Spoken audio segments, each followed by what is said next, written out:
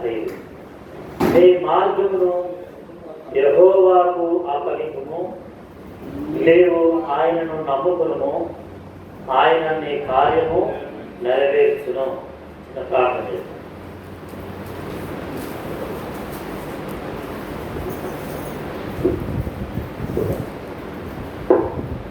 ప్రేమల తండ్రి, మీరు ఇచ్చిన కృపను బట్టి మీకు ఎంతో వందనాలు. మీ వాక్యము ద్వారా మీరే మా అందరితో మాట్లాడి మా సమయాన్ని దీవెనకరంగా చేయండి. మీ స్వరమును మాకు వినిపించండి, బలపరచండి, మేలు చేయండి. పాట పాడడానికి ఇచ్చిన అవకాశం పెట్టడం ప్రార్థన మీ సిద్ధపరచండి. యేసు క్రీస్తు ప్రభు వారి పరిశుద్ధ నామమున ప్రార్థిస్తున్నాం తండ్రి.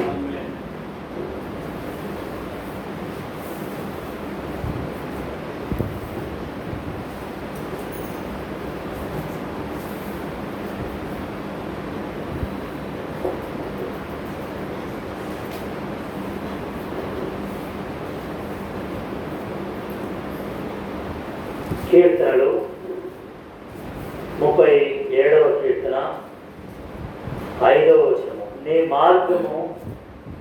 నీ మార్గమును యెహోవాకు అప్పగింపుము, నీవు ఆయనను నమ్ముకును, ఆయన నీ కార్యము నెరవేర్చును.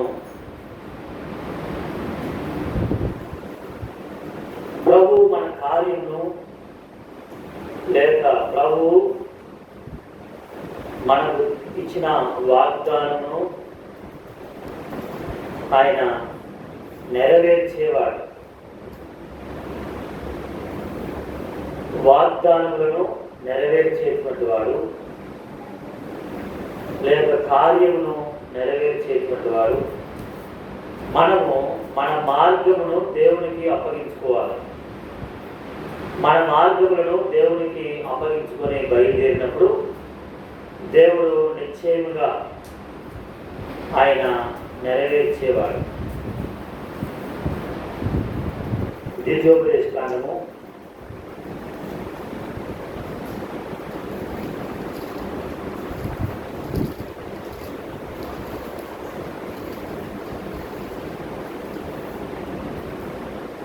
7వ అధ్యాయము, ద్వితీయోపదేశ కాండము 7వ అధ్యాయము 12వ వచనం. మీరు ఈ విధులను విని వారిని అనుసరించి నడుచుకునే ఎడల నీ దేవుడైన యెహోవా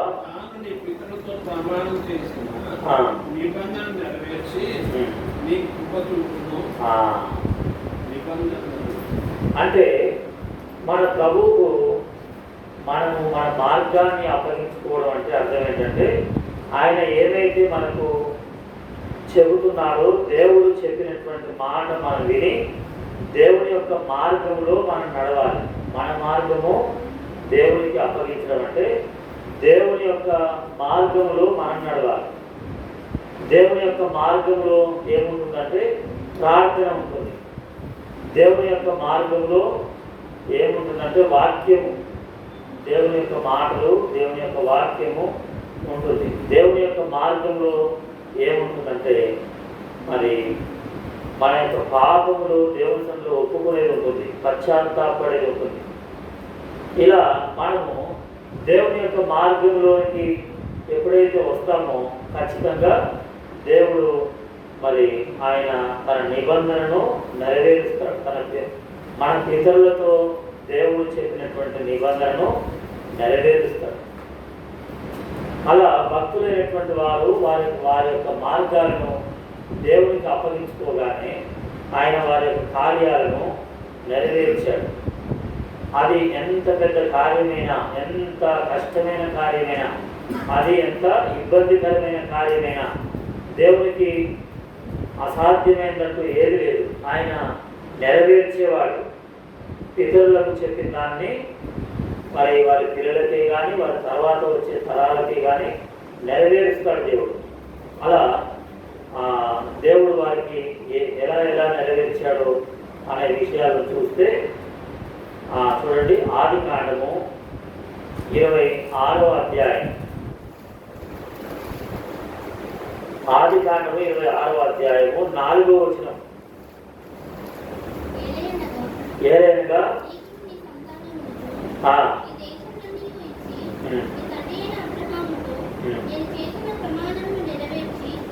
నీ తండ్రి అయిన అబ్రహాముతో నేను చేసిన ప్రమాణమును నెరవేర్చి. అబ్రహాం అనేటువంటి ఆ మంచి భక్తుడు ఆయన దేవుని మార్గంలో నడిచాడు. తన మార్గాన్ని దేవునికి అప్పగించుకున్నాడు. ఏమైనా దేవుడు ఏం చెప్పినా అది చేయడానికి, దేవుడు ఏం చెప్పాడో అది చేశాడు. ఆయన ప్రయాణం చేయమన్నప్పుడు ప్రయాణం చేశాడు, ఆగిపోమన్నప్పుడు ఆగిపోయాడు, బలిపీఠం కట్టమన్నప్పుడు బలిపీఠం కట్టాడు. చూడండి, దేవుడు ఏదైతే చెప్పాడో అది నెరవేర్చాడు అబ్రహాం. అబ్రహాం అనేటువంటి ఒక మంచి భక్తుడు దేవుడు చెప్పినటువంటి మాట విన్నాడు. 12వ అధ్యాయం మొదటి వచనం. ఆదికాండము 12వ అధ్యాయము మొదటి వచనము. యెహోవా, నీవు లేచి నీ దేశము నుండి, నీ బంధువుల యొద్ద నుండి, నీ తండ్రి ఇంటి నుండి వెళ్ళుము. ఇప్పుడు అక్కడ చూడండి, 4వ వచనం. యెహోవా అతనితో చెప్పిన ప్రకారము అబ్రహాము వెళ్ళెను. అంటే ఇప్పుడు తన మార్గాన్ని దేవునికి అప్పగించుకున్నాడు. దేవుడు వెళ్ళమన్న విధంగా వెళ్ళాడు అబ్రహాం. అలా ఎప్పుడైతే దేవుడు వెళ్ళమన్నటువంటి మార్గంలో, ఎందుకంటే ఇప్పుడు తన మార్గం కాదు, ఇప్పుడు దేవుని యొక్క మార్గంలో వెళ్ళాడు. వెళ్ళినప్పుడు దేవుడు తన కార్యాన్ని నెరవేర్చాడు. అదే 26వ అధ్యాయంలో కూడా అబ్రహాముతో దేవుడు ఏం చెప్పాడో 26వ అధ్యాయంలో 4వ వచనంలో చెప్తున్నాడు. ఏదైనా నీకును నీ సంతానములకును ఈ దేశములన్నీ ఇచ్చి నీ తండ్రి అయిన అబ్రహాముతో నేను చేసిన ప్రమాణము నెరవేర్చి. అలా ఏదైతే అబ్రహాముతో దేవుడు చెప్పాడో వాళ్ళ కుమారునికి అదే చెప్తున్నాడు. ఎందుకు అంటే అక్కడ సాక్ష్యం కూడా చెప్తున్నాడు. ఏమని? 5వ వచనం. ఏలైనగా అబ్రహాం ఏం చేశాడు? నా మాట విన్నాడు, దేవుని మాటలు విన్నాడు. దేవుని యొక్క మాట ఎంత కష్టమైనటువంటి మాట అయినా విన్నాడు కదా. బలిపీఠం కట్టమంటే బలిపీఠం పెట్టాడు. ఆ బలిపీఠం మీద మరి పొట్టేలునా లేకపోతే ఏది అని చూడలేదు. మాట ఇచ్చాడు. లేకపోతే దేవుడు ఒక మాట చెప్తే ఆ మాటకు లోబడ్డాడు. ఎంత కష్టమైనా సరే ఆ మాటకు లోబడ్డాడు. వెనక్కి పోలేదు. చాలామంది వెనక్కి వెళ్ళిపోతారు. దేవుని దగ్గరికి వచ్చి దేవునికి మాట ఇచ్చి మళ్ళీ వెనక్కి వెళ్ళిపోతారు. అబ్రహాం అట్లా వెనక్కి పోలేదు.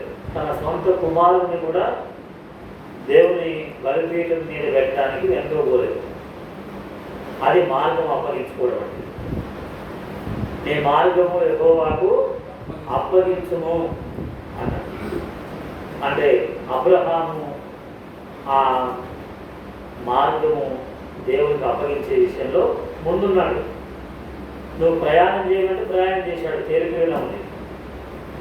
తర్వాత ఏమన్నాడు? ఇక్కడ నుండి లోతు నుండి ఏం కావాలి? వేరు కావాలి. అదొక మార్గం. ఆ మార్గాన్ని ప్రభుకి ఏం చేశాడు? అప్పగించేశాడు అంతే. తర్వాత హాజరు నుండి వేరు కావాలన్నాడు. హాజరు నుండి ఏమన్నాడు? వేరైపోయాడు అంతే. ఇష్మాయేలు నుండి ఏం కావాలి? వేరు కావాలి. ఇష్మాయేలు నుండి వేరు కావాలి అంటే అది ఇష్మాయేలు నుండి వేరయ్యాడు. ఇవన్నీ ఏంటంటే తప్పుడు మార్గాలు. తప్పుడు మార్గాల నుండి ఏమయ్యాడు? వేరైపోయాడు. ముందేమో ఆ బంధుత్వం నుండి, ఎందుకంటే వారు దేవుళ్ళు ఎదగకుండా, దేవుళ్ళు నడవకుండా, దేవుళ్ళు కొనసాగకుండా ఆటంకంగా ఉన్నారు. కాబట్టి ఏం చేశాడు? అక్కడి నుండి అనగానే లోతు నుండి వేరైన తర్వాత అన్నారు. ఆ మార్గాన్ని అప్పగించేశాడు దేవుడు. ఆ మార్గంను అప్పగించగానే దేవుడు తన నిబంధనను నెరవేర్చాలనుకున్నాడు. ఆ మార్గం మళ్ళీ హాగర్ నుండి, ఎందుకంటే తప్పుడు మార్గం ఇస్మాయిల్ నుండి వేరు కావాలి, వేరయ్యాడు. అప్పుడు వెంటనే ఆ మార్గం నుండి వేరవుతుండగానే మళ్ళీ ఏమన్నాడంటే ఇంకా పరీక్షించాడు దేవుడు. ఇంకా పరీక్షించి ఏమన్నాడంటే నీవు ప్రేమించు ఇస్సాకును ఏం చేయాలి, బలిపీఠం మీద పెట్టాలి. ఆయన తన మార్గాన్ని దేవునికి అప్పగించేశాడు, దేవుని చేతిలో పెట్టేశాడు, దేవునికి తన మార్గాన్ని అప్పగించాడు. ఇప్పుడు దేవుడు కార్యాన్ని ఏం చేస్తాడు, నెరవేరుస్తాడు. అబ్రహాం జీవితంలో అలాగే ఇస్సాకు జీవితంలో ఆ మాట అంటున్నాడు. ఆ మాట ఇస్సాకు జీవితంలో అంటున్నాడు. అందుకని ఇప్పుడు చూడండి, యాకోబుతో ఆ మాట చెప్పేటప్పుడు లేక యాకోబే ఆ మాట వాళ్ళకు చెప్తాడు. 31వ అధ్యాయం, ఆదికాండము 31వ అధ్యాయం 42వ వచనం. 31:42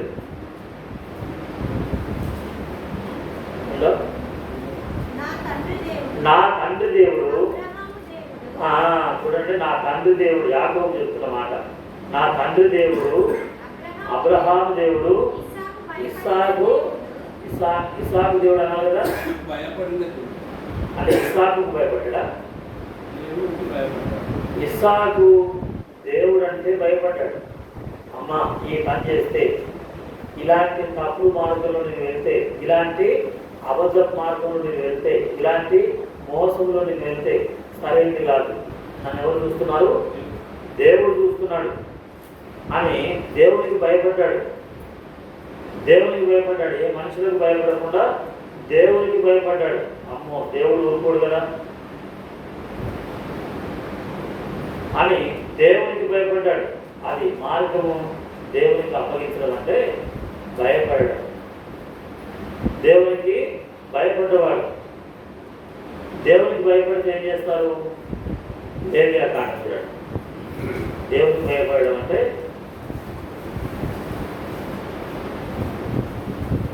19వ అధ్యాయం, లేవియాకాండము 19వ అధ్యాయము 3వ వచనం.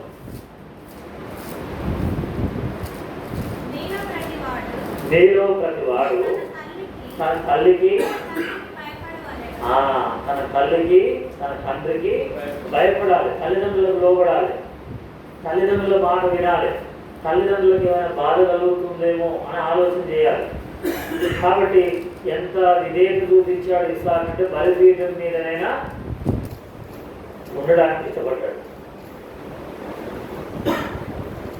తర్వాత దేవునికి భయపడము అంటే 14వ వచనం. 14 లేవియాకాండము చెవిటి వాడిని ఏం చేద్దట? తిట్టొద్దు. చెవిటి వాడిని తిట్టకూడదు అన్నాడు. దేవునికి భయపడడం అంటే ఏమో దేవుడు అనేది కాదు, చెవిటి వాడిని తిట్టొద్దట. తర్వాత ఏమన్నాడు? ఒక గుడ్డివాడు ఉన్నాడు, గుడ్డివానికి ఏం చేయొద్దట? అడ్డం వేయొద్దు. గుడ్డివానికి ఏదన్నా నడవలేకపోతున్నాడు, చూడలేకపోతున్నాడు, చెవిటివాడు ఎలా వినట్లేదు కదా అని చెప్పి చెవిటిలో నేను ఎవరు తిట్టినట్టు అని కింద అక్కడ రాశాడు చూడండి. గుడ్డివానికి అడ్డం వేయకూడదు, నీ దేవునికి భయపడాలి అని. అంతేనా? తర్వాత 32వ వచనం.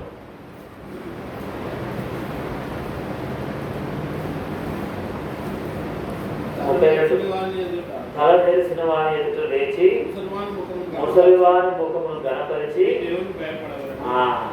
అంటే పెద్దలను గౌరవించడం కదా అన్నాడు. దానికి దేవునికి భయపడడానికి ఏముందంట? దానికి దేవునికి భయపడడానికి ఒక లింక్ ఉంది. అందుకని ఇస్సాకు ఏం చేశాడు? ఆ విధానంలో లోబడ్డాడు, భయపడ్డాడు. ఇప్పుడు ఇస్సాకు యొక్క కార్యాన్ని ఏం చేశాడు? దేవుడు నెరవేర్చాడు. యెషయా గ్రంథము 50వ అధ్యాయము 10వ వచనం. మీరు యెహోవాకు భయపడి సేవకుని మాట వినడం. ఇప్పుడు ఇస్సాకు అబ్రహాము యొక్క సేవకుని మాట విన్నాడా లేదా? అబ్రహాము సేవకుని మాటను విన్నాడు. ఎందుకంటే దేవునికి భయపడ్డాడు కాబట్టి. నేను దేవునికి భయపడతా అంటే సేవకుని మాట వినాలి. అది అక్కడ అది దానికి దీనికి లింక్ పెట్టాడు. భయపడ్డాడు అంటే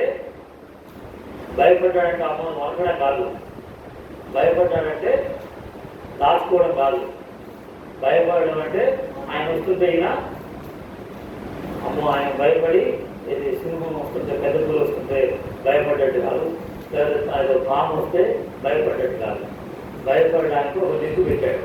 పెద్దలను ఎంత గౌరవిస్తాము, పెద్దలకు ఎంత లోబడతాము. అలా అబ్రహాం అనేటువంటి భక్తులు లేక ఇస్సాకు అనేటువంటి ఆ మంచి విశ్వాసి మంచి భక్తులు వాళ్ళ పెద్దలకు భయపడి వాళ్ళ పెద్దలకు లోబడ్డాడు.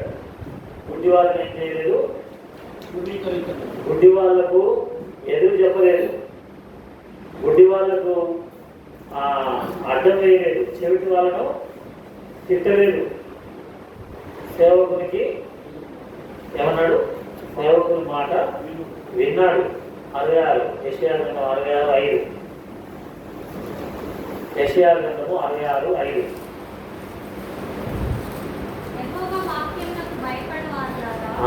ఎవరికి భయపడాలి? వాక్యానికి భయపడాలి. దేవునికి లేక మన మార్గం దేవునికి అప్పగించుకోవడం అంటే వాక్యానికి విధేయత చూపించాలి. వాక్యములకు విధేయత చూపించాలి. వాక్యం ఏం చెప్తుందని దాన్ని ఆలోచన చేసి ఆ ప్రకారంగా మనం ముందుకు నడుచుకుంటే అప్పుడు మన కార్యమును దేవుడు నెరవేర్చేవాడు. ఆయన నెరవేరుస్తాడు. ఆయన నెరవేర్చడానికి ఇష్టపడుతున్నాడు. ఎందుకంటే అబ్రహాము కాలంలో చేసిన నిబంధనను ఇస్సాకు కాలంలో ఏం చేశాడు? నెరవేర్చాడు. ఇప్పుడు ఇస్సాకు కాలంలో చెప్పిన మాటను యాకోబు కాలంలో నెరవేరుస్తా అంటున్నాడు.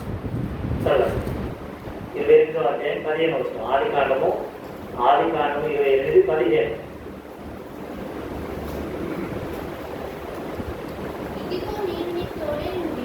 ఇదిగో నేను నీకు తోడై ఉండి నీవు వెళ్ళు ప్రతి స్థలమందు నేను కాపాడుతూ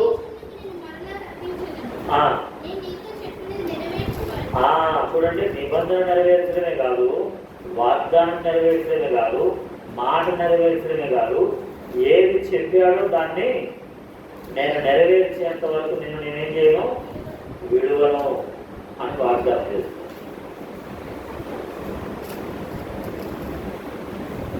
మార్గము ఇప్పుడు యాకోబు తన మార్గాన్ని దేవునికి అప్పగించుకున్నాడు కదా.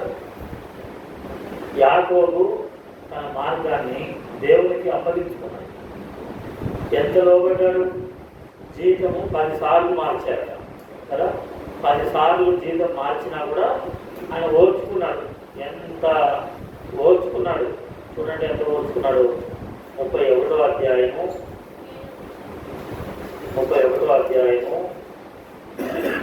38 నుండి 38. ఎన్ని సంవత్సరాలు ఓర్చుకున్నాడట? 20 సంవత్సరాలు. 1 సంవత్సరం, 2 సంవత్సరాలు, 3 సంవత్సరాలు, లేక 6 నెలలు, లేక 5 నెలలు, 1 నెల రోజులు కాదు, 20 సంవత్సరాలు. ఎందుకంటే దేవునికి భయపడ్డాడు కాబట్టి 20 సంవత్సరాలు ఓర్చుకున్నాడు. ఏమన్నాడు?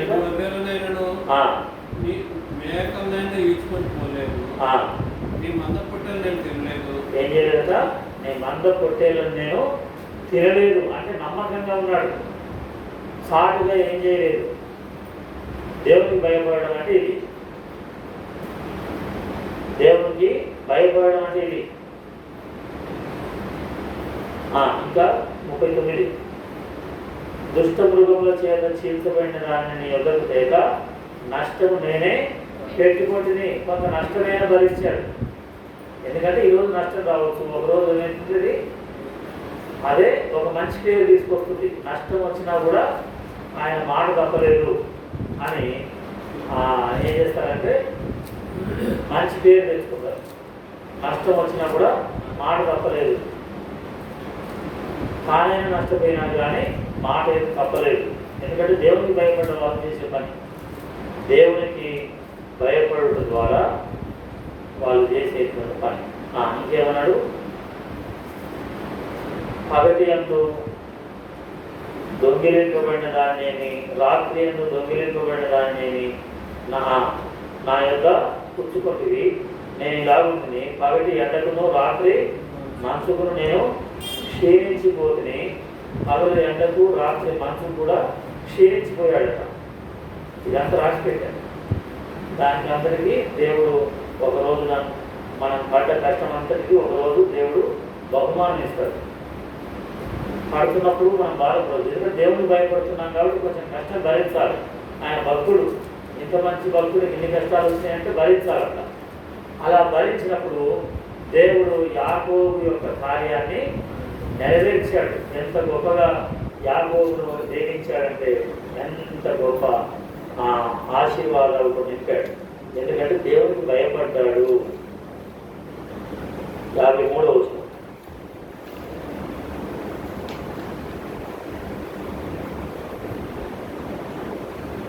అబ్రహాము దేవుడు, నాహోరు దేవుడు, వారి తండ్రి దేవుడు,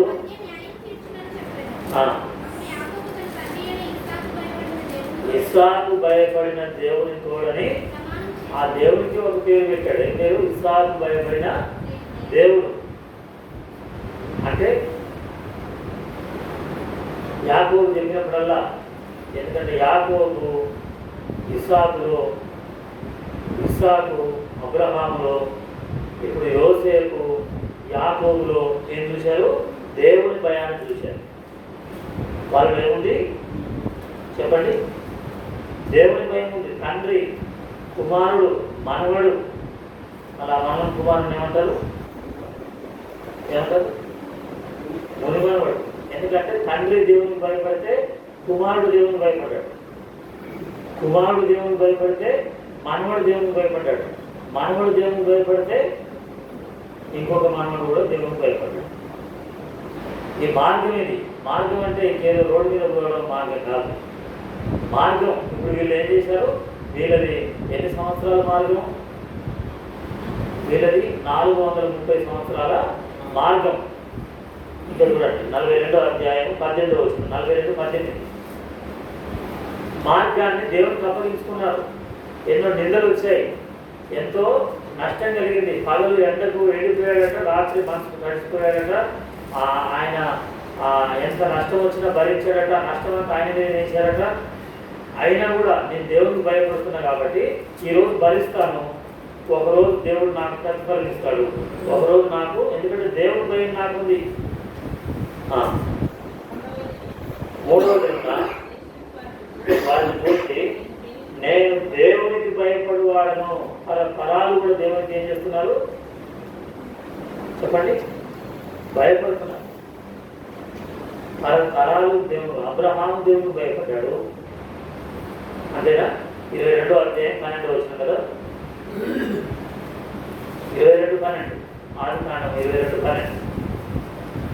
అప్పుడు ఆయన ఆ చిన్నవారి మీద చేయి వేయము, అతన్ని ఏమీ చేయకుండా నీకు ఒక్కడైనా నీ కుమారుడు నాకు వెళ్ళలేదు కనుక నీవు దేవుడికి భయపడవాలని. ఆ దేవుడికి ఇచ్చే విషయంలో వెనకదీయకుండా ఉండాలి. దేవుని కార్యం ఏదైనా చేసే విషయంలో వెనకదీయకుండా ఉండాలి. ఎంత కష్టమైనా సరే ఒక అడుగు ముందే వేయాలి. ఆ వయసులో కొండ ఎక్కాడట, మోరియా పర్వతం పైకి ఎక్కాడట. మార్గాన్ని దేవునికి అప్పగించుకున్నాడు. ఏమని? ఎలా అప్పగించుకున్నాడు చూడండి. 3వ వచనమా? 3వ వచనం లేక 4వ వచనం? సరే, 4 నుంచి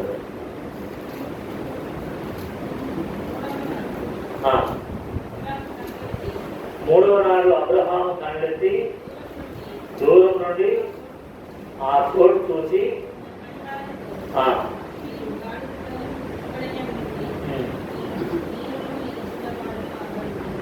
నేను ఈ చిన్నవాడును అక్కడికి వెళ్ళి దేవునికి మొక్కి మరలా నీ వద్దకు వచ్చేదమని చెప్పి దేవునికి అప్పగించుకున్నాడు కదా. ఇప్పుడు ఏం చేస్తాం? దేవునికి మొక్కి మరలా వస్తాం. ఇప్పుడు అప్పగించుకున్నాడు అంతే. ఆయన మార్గాన్ని, ఆయనకున్న కష్టాన్ని, ఆయనకున్న బాధను, ఆయనకున్నటువంటి బాధ ఎంత ఎంత బాధ, ఆయనకున్నటువంటి బాధ అంతా దేవునికి అప్పగించుకున్నాడట. ఇప్పుడు ఆ మార్గంలో ప్రశ్నలు కూడా వచ్చాయి. ఆ మార్గంలో ప్రశ్నలు వచ్చాయి. దహన బలికి గొర్రె పిల్ల ఏది అంటే దేవునికి అప్పగించుకుంటున్నాడు. ఏమంటున్నాడు? యెహోవాయే, దేవుడే చూసుకుంటాడు. ఈ పరిస్థితులన్నింటిలో కూడా దేవుడే చూసుకుంటాడు. దేవుడు తప్ప ఇక మన వల్ల కాదు. దేవుడు తప్ప మన వల్ల కాదు. 4 దిక్కులు ఉన్నాయట.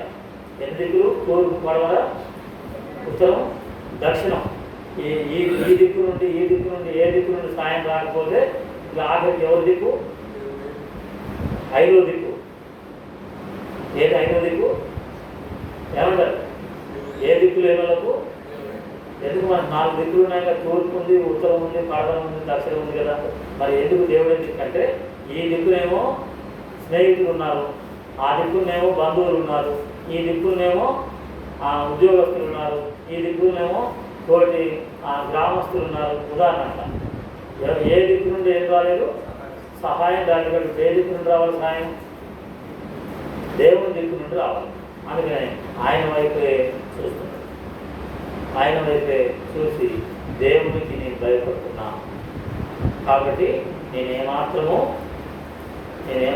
కూడా వెనక తీయను అని వెనక తీయకుండా ముందుకే వెళ్ళిపోయాడు. ఆ కష్టాల జోలికి వెళ్ళిపోతే దేవుడు ఆయన కార్యాన్ని ఏం చేశాడు?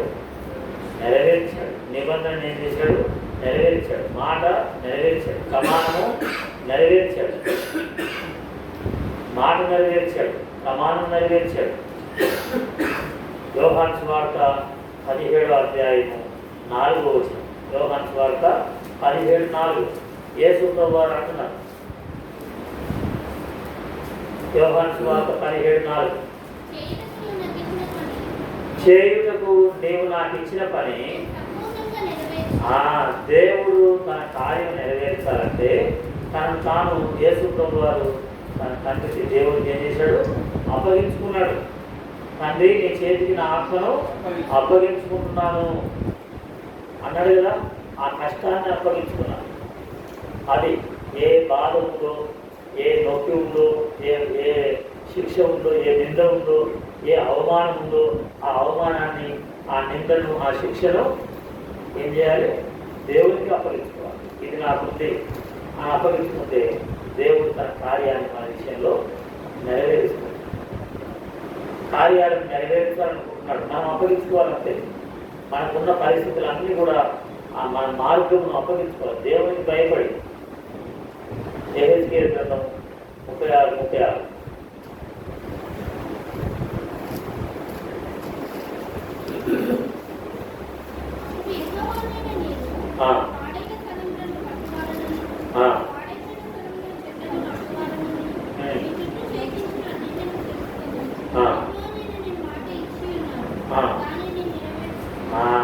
ఏంటంటే పాడైపోయింది. ఏం పాడైపోయినాయి చెప్పండి? దేశం పాడైపోయిందని రాయబడింది బైబిల్లో. దేశము పాడైపోయింది. లేకపోతే ఒక పట్టణం పాడైపోయింది. లేకపోతే ఏమన్నాడు ఇంకా మనకి దగ్గర? పునాదులు పాడైపోయినాయి. ఇంకో దగ్గర ఏమంటాడు? పాడైపోయినాయి అంటే కుటుంబాలు పాడైపోయినాయి. ఇంకా ఏమంటాడు? మన హృదయాలు కూడా పాడైపోయినాయి. మన యొక్క బ్రతుకు, మన జీవితం పాడైపోతే మనమేం పాడు చేసుకుంటాము? దేవుడు ఏం చేస్తానంటాడు? వాటిని బాగు చేస్తానంటాడు. అక్కడ ఏమన్నాడు? పొలం పాడైపోయిందంట. పొలం పాడైపోయింది, దేశం పాడైపోయింది, తోట పాడైపోయింది, నగరం పాడైపోయింది, ఒక కుటుంబం పాడైపోయింది. అయితే ఆ మందిరం ఊరి పేర్లు పెడతారు పాడై, జాన్పాడు, కట్టేలపాడు, కొర్లపాడు అన్నీ పాడే, ఊళ్ళ పేర్లు పాడు. అయిపోతుందంటే తెలుగు పాట పెట్టారు, అవసరం హిందీలో పెట్టారు పహాడని, పహాడని పెడితే అది మనం పాడని అట్లా ఆ ఊళ్ళ పేర్లు అట్లా పెట్టారు. ఎక్కడికి పోతున్నాడు? జాన్పాడు పోతుంది, పాడి దాంట్లో పోయేదానికి అన్నది. అట్లనే ఆ ఊళ్ళ పేర్లు అన్నది తుంగపాడు అన్నది. ఎక్కడికి పోతున్నాడు? తుంగపాడు పోతున్నాడు. ఎన్నో ఊళ్ళ పేర్లు అలా పెడతారు, ఎందుకు పెడతారు?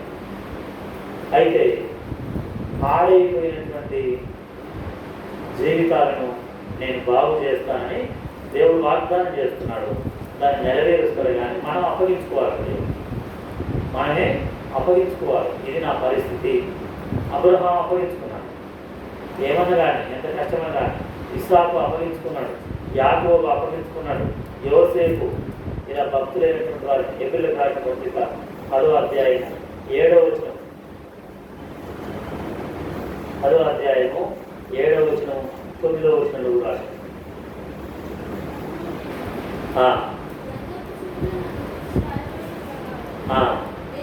దేవా దేంట్లో కదా చెప్పండి, చిత్తమును నెరవేర్చడానికి. 9వ వచనంలో అదే మాట, దేవుని చిత్తమును నెరవేరుస్తాడు ఆయన కదా. మన జీవితంలో, మన యొక్క కష్టాల్లో, మనకున్న పరిస్థితుల్లో, మనకున్న చింత, వేదన, మనకున్న బాధ అన్నిట్లో కూడా దేవుడు తన చిత్తాన్ని నెరవేర్చాలనుకుంటున్నాడు, తన చిత్తమును నెరవేర్చాలనుకున్నాడు. కాబట్టి ఇప్పుడు వాగ్దానము ఆయన నెరవేర్చేవాడు, నిబంధనను నెరవేర్చేవాడు, ప్రమాణము నెరవేర్చేవాడు, చిత్తమును నెరవేర్చేవాడు, నెరవేరుస్తాడు.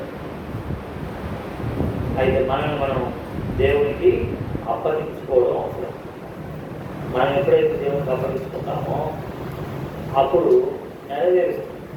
అయితే లూకాసు వార్త 1:20 వచనం, లూకాసు వార్త 1:20, నేను దేవుడు నెరవేరుస్తాడు కానీ మనం నమ్మట్లేం. కాబట్టి దేవుడు నెరవేర్చబడేంత వరకు కూడా లూకా 1:20 ప్రకారంగా ఏమైనట్టు ఆయన మూగవాడైపోయాడు అలా.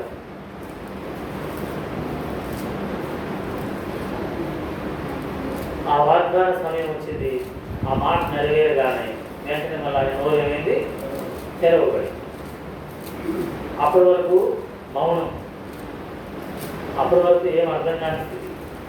అప్పటి వరకు అలా. ఎప్పుడైతే అది నెరవేర్చబడిందో అప్పుడు నోరు తెరిచాడు. కానీ నెరవేర్చాడా లేదా? నెరవేర్చాడు. కానీ జకర్యా అనేటువంటి భక్తుడు ఏం చేయలేదు, కానీ నమ్మలేదు. కానీ ఆయన నమ్మనంత మాత్రాన్ని నెరవేర్చకుండా దేవుడు తన చిత్తాన్ని, తన కార్యాన్ని ఆయన నెరవేర్చుకుంటాడు. కానీ మనం ఏమనుకుంటామంటే మనం అడిగింది, మనం చెప్పింది జరగాలనుకుంటాం. దేవుడికి మాత్రం మనల్ని మనం అప్పగించుకోవాలి. పూర్తిగా నీ ఇష్టమే, పూర్తిగా ఆయన సరెండర్ కావాలి. డాక్టర్ దగ్గరికి పోతే ఏమంటాడు? సంతకం పెట్టినట్టు. ఆ సంతకం పెట్టాలన్నా మనకేమైంది? మనకి ఇంకా భయం ఎక్కువ. అది సంతకం పెట్టమన్నాడంటే ఎంతేమో ఉన్నది, వెనకేదో ఉంది. ఇప్పుడు డాక్టర్ గారికి ఏం చేసాం మనం? సంతినా పర్వాలేదని ఏం చేసాం? మనం అప్పగించుకున్నాం కదా. అప్పగించుకుంటే డాక్టర్ గారు ఏం చేశాడు? కార్యాన్ని నెరవేర్చలేదు కదా. ఆయన ప్రయత్నము ఆయన చేసి నెరవేర్చింది. అలా దేవుడు కూడా మనల్ని మనం ఆ దేవుడి చాలా ఒక డాక్టర్ దగ్గరికి పోయి సంతకం పెట్టు అని సంతకం పెట్టేస్తాం. ₹1,00,000 ఇచ్చి సంతకం పెడతాం, అక్కడ 2 లక్షలు ఇచ్చి సంతకం పెడతాం. అప్పదు కదా. అలా అప్పగించుకున్నట్టుగా దేవునికి మనల్ని మనం ఎప్పుడైతే అప్పగించుకుంటామో ఆయన మన విషయంలో తన కార్యాన్ని నెరవేర్చాలని ఇష్టపడే దేవుడు మన దేవుడు. అలా యేసు ప్రభువారే ఆ శిలువ మీదకి వెళ్ళేటప్పుడు ఏమన్నాడు? నీ చిత్తమే నెరవేరుగాక. కాబట్టి దేవుని చిత్తము నెరవేర్చేవాడు. ఏమైతే నిరంతరము నిలుస్తాడు అంటారు. దేవుని చిత్తము మనం నెరవేర్చాలి. మనం ఏం చేయాల్సింది లేదు, ఆయనకు అప్పగించుకోవాలంటే. ప్రభా ఏమైనా చెయ్యి, నీకు ఏదైనా అసాధ్యం కాదు, నీకు ఏదైనా సాధ్యమే.